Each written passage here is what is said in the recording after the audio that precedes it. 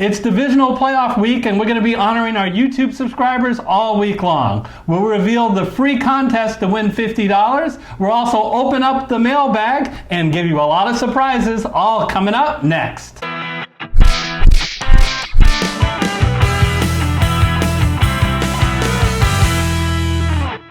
Hello everyone, I'm Eric Lee. And for the first time in over 2 months on this show, I'm Gary Kurtzman. Eric, it is so good to be back. It really is, buddy. It is great to have you back. I don't think there's a show I've been more anticipating than this one, and having you back in the co-pilot chair. For any of our new viewers who may not know, and then I go, who's the new guy? He's not the new guy. I'm the old guy. He is the old guy. Yeah. And in all seriousness, back in late October, we know that your wife suffered a serious stroke.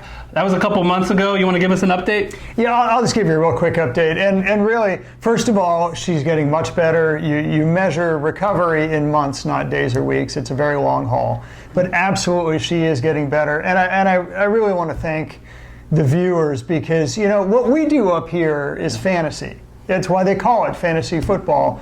Reality, of course, is so vastly more important. And where the two intertwine, fantasy and reality, is all the support that the fantasy viewers, you at home, were giving to me via the comments, whether they be on the website or email or whatever. I appreciated every single one of them, all the outpouring of support and well wishes and prayers for myself and my wife, especially my wife. And I just can't tell you how much I appreciate that. Truly impressed by our FFC community that we developed. So I thank you also, along with Gary. Yeah, and hey, while we're at it, I also want to thank Mike Wiley, Damon Levy, and John Schmalak for just doing a great job filling in with this guy. You know, that's not easy. Fantastic. Fantastic job in my absence. Yeah. So let's get right into it. We want to hear from you guys, so let's open up the mailbag. Mail call. Gather around, everyone. Well, let's see what's in the mail. What's this? A letter for me. So Money Mike asked us. Yes, he asked what percentage of top cash winnings in DraftKings would you say is pure luck? In other words, no strategy, no research, just your average Joe Blow guessing. That is a question I have not heard before. I like that. All right. So, what percentage of cash winnings is pure luck? Yeah. Honestly, because you got to beat out a whole lot of people. Well, sure. And if I'm going to be completely honest, I would say close to zero. And what I mean by that is this. Look, everybody knows that fantasy football is inherently lucky. Your guy either gets stopped an inch short of the goal line, or he makes it over the goal line by an inch. And you know, come on, that 2 inches is pure luck. Play action on the 1 yard line, all that jazz. Come on. I mean, everybody knows the highs and the lows, right? But the reality is this: 80% of all the money made in DFS is made by 1% of the people. That's why they call them sharks, Eric. And so the reality is, these guys play hundreds of lineups a week. They do it with algorithms. They do it with a huge amount of analytical rigor, and with computer programs that can adjust multiple, even all 100 or hundreds of lineups at once, right? With all the latest information. They're canvassing the NFL playing area, so wherever the luck hits, they can take advantage of it in their lineup. So to me, that's not luck. That's being a shark, and that's where most of the money is made. Yep, agree. I don't have anything really to add. Yeah. And before we go on to the next mailbag, I just want to again recognize this is Subscriber Appreciation Week, and one of the things that we wanted to do was be able to directly answer your questions. So what's the next one? Yeah, okay. So Jeff Satterfields, you're on deck, buddy. Question number 2 comes from you. Do you, Eric, Gary, play more GPP or more cash games? Which do you play more of? Believe it or not, we actually follow our advice that we give you on the NFL DFS Master Class. You got to do more cash, right? I try to do an 80-20 split. I really try to do that in the money that I allocate on average for every week. So that means when we're talking about cash games, we're talking about 50-50s or double ups versus the tournaments that are out there, the GPP tournaments. So you're just going to find more sustained success playing cash games than GPP, but you always want to allocate a little bit for the big dreams. Well, yeah. I mean, look, here's the deal. For everything Eric said, of course, and cash games tend to have a lower rake than GPP, so on average, you're going to want to skew that way anyway. And unless you have a ginormous bankroll, then you're going to want to play more of the games where you have somewhere in the neighborhood of a 50% chance of winning, as opposed to GPP, where you have somewhere in the neighborhood of like 10% chance of winning, let's say, and really it's only a fraction of 1% if you're going to win any huge money.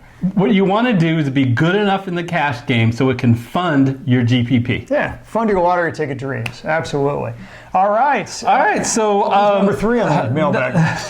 Number 3 is Brandon Pearl. He says he loves our content and especially our professional backgrounds. Thank you. But he says when you don't cash, does that ever happen? Of course. Do you question? Not while I was on the show.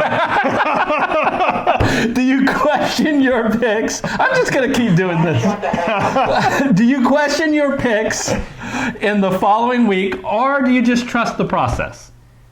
Oh, okay. All right. So, I don't know that that's an either or. Quite yeah, it frankly. could be a little bit of both. You can really do both. Yeah, I mean, first of all, do I question my picks when they don't work out? Of course I do. And why do I do that? Because I want to learn. Yeah. Not because I think necessarily that I made a mistake. Because let's face it, when Eric and I make our picks in the cash and GPP lineups for that matter, we're doing it based on a process, and the process is explained in a heck of a lot of very analytical and hopefully entertaining detail in the DFS Master Class. And we really do follow that process. So we always trust the process regardless of the results. But if the results don't go our way, and they don't sometimes, you got to at least try and learn, hey, I chose this guy for a reason, but he didn't do well. Can I, now that I have new information, because they've played one more game and they didn't do well, can I at least figure out why, so that maybe if there was a new learning in there, I can apply it in the future? Absolutely. A classic example, I think, of this year is we learned very early on you want to attack the Arizona defense with a tight end. And we were using the funnel, whoever plays Arizona. But when Tyler Eifert certainly didn't work out, it wasn't just any tight end, but any competent tight end. And that worked out really for the rest of the year, knowing when to go against the Arizona defense with a tight end and when to fade them, because several other weak tight ends didn't work out later on. I think Tyler Eifert just unsubscribed from the channel. Well, sorry, Tyler. And Tyler's mom, too. That was a good example nonetheless. Number 4 in the mailbag comes from Misha Shaw. And Misha writes, do you like playing in FanDuel or DraftKings more, and why?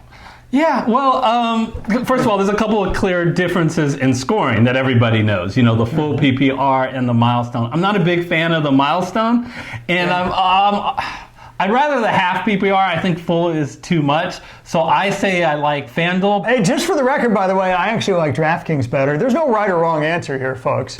And the only reason why I like DraftKings better is just because, A, I like scoring. So, hey, the more the better. In DraftKings, it's just the scoring, nature gives you more. But B, it's actually slightly, statistically, quantitatively, it's ever so slightly more predictable. Because the touchdowns are de-emphasized versus the yardage and the catches. It also, by the way, makes wide receivers more important, right? In fantasy, what I hate is running backs are always the most important position. Right, they're always the ones you pick first. In season-long fantasy leagues, that's why they always go in the first round. In DFS, it's why you always pay the big money on running backs first. And while that doesn't change necessarily in that overall philosophy in DraftKings, it's emphasized less than it is in FanDuel because the touchdown nature of it's de-emphasized versus more predictable yardage and catches. 99 yards versus 100 yards. Somehow 3 extra points. I still can't get over it. I love me my score.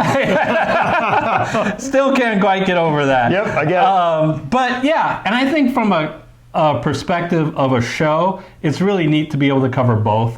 Why? Because DraftKings is the most popular site, but FanDuel is not covered on YouTube.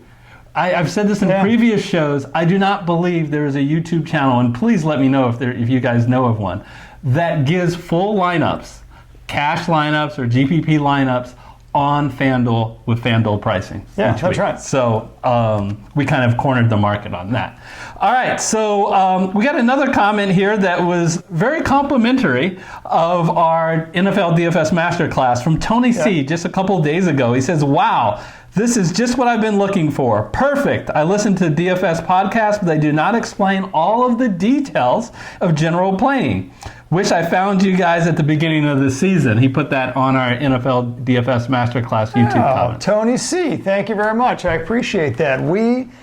Eric and I spent literally hundreds of hours, and that is not an exaggeration, putting that together. There was a hell of a lot of analytical and quantitative rigor and modeling that went into all the findings on all 9 episodes, and really tried to be very, very thoughtful about distilling them into what are the most useful nuggets for somebody who, not only somebody who's relatively new to DFS, but also people who aren't new, who have been playing for quite some time, but really want to get to that next level. Because let's face it, at some point, if you're really into DFS, now you're competing against the Sharks.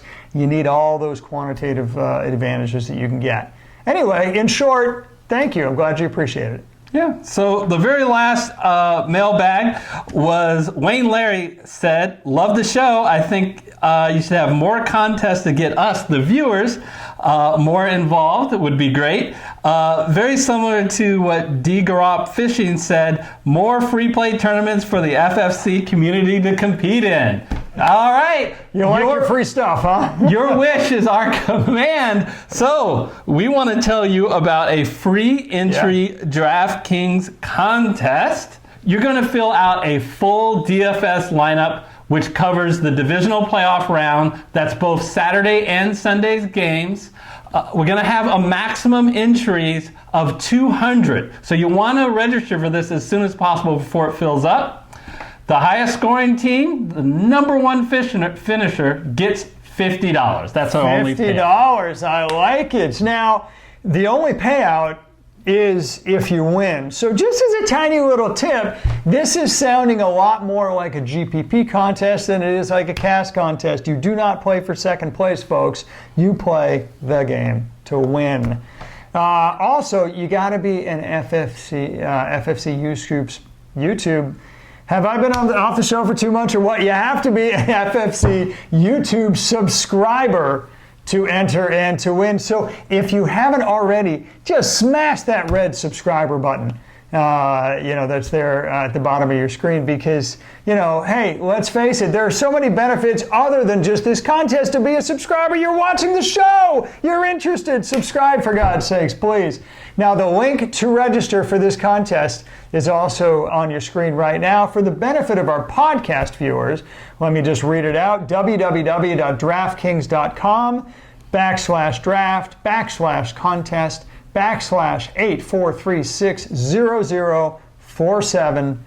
Enter now.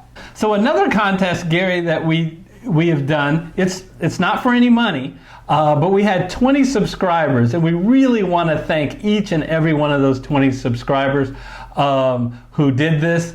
We'll put their names on the board. What they did is they helped us beta test the CBS Sports site. And this may be the site, if we get positive feedback from our viewers, that we will use next year in our NFL Survivor pool. But what we're doing right now is we're picking the playoff games. And Gary, I need to tell you about how this first game went.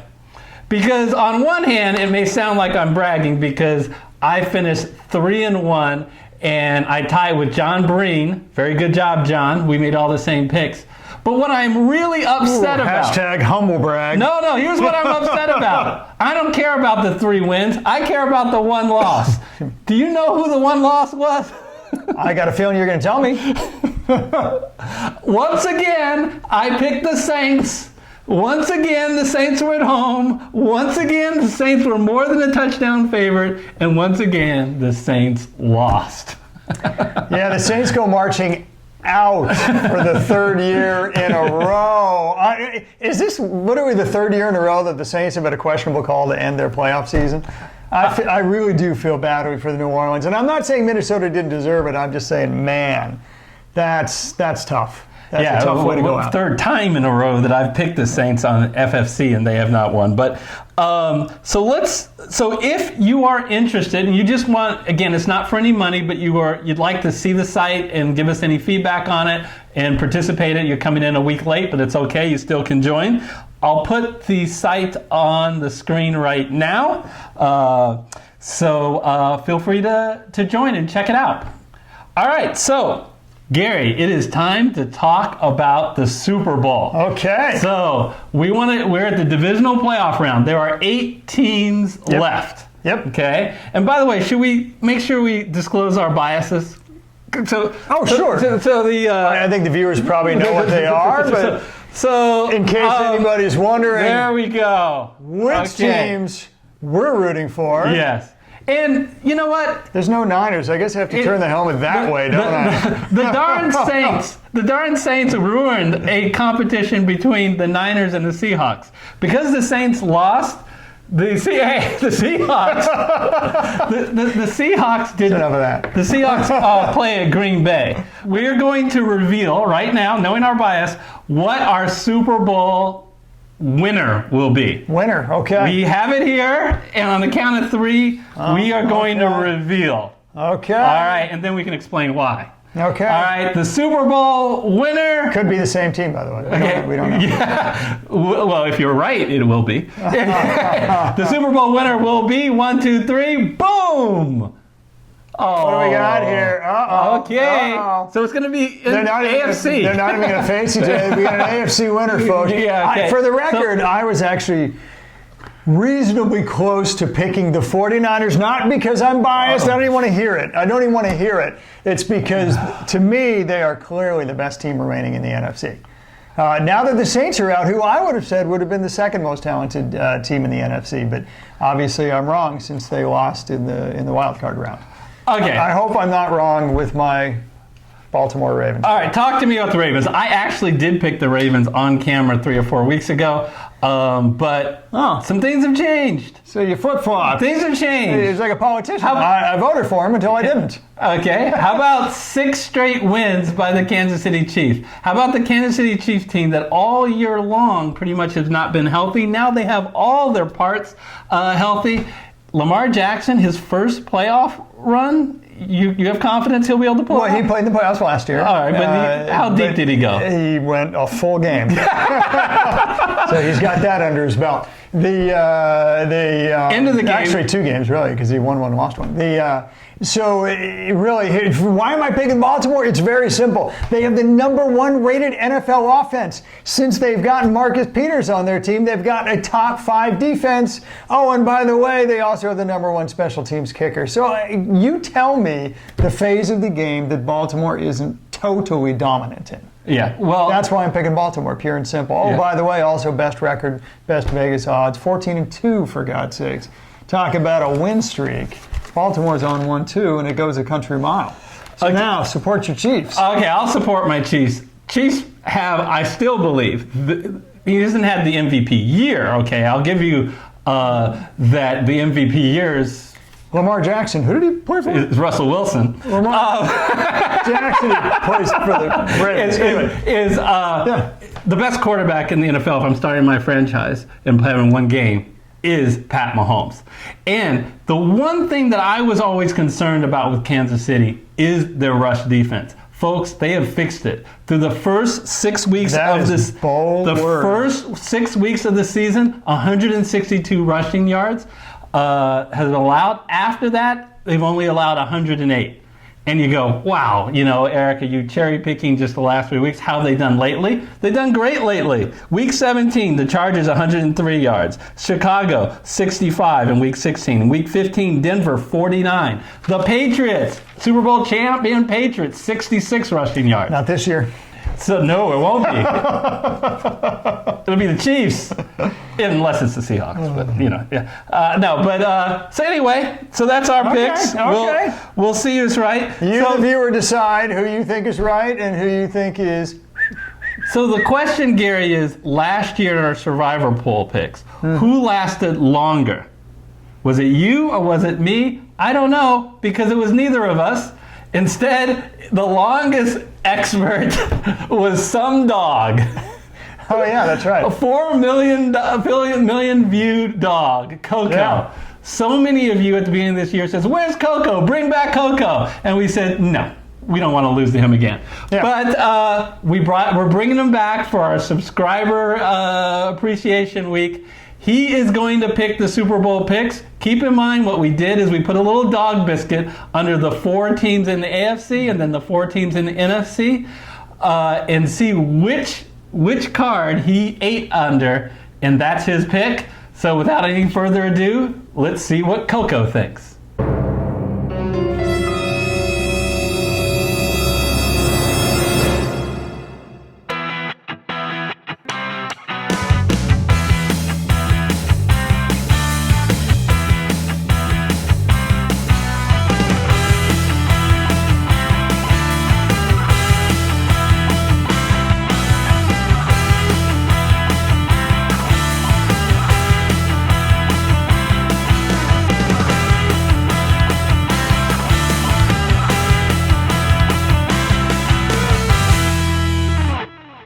Super Bowl teams are the Baltimore Ravens and the San Francisco 49ers. Smart dog, that Coco.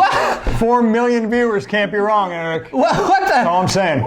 I just don't understand, Gary. You'd think Coco, of all beings, would be going for underdogs.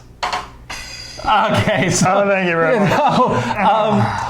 Yeah, all right. So I got to tell you, Gary, it was awesome to have you back on the show. But I don't want you to get a big head. When you were gone, the show ran just fine, very smooth, hardly any mistakes without you butting in and taking my territory. No mistakes, no goofs, no bloopers of any kind. It's just funny because it's not quite the way I heard it. In fact, why don't we roll the film? So let's open up the mailbag.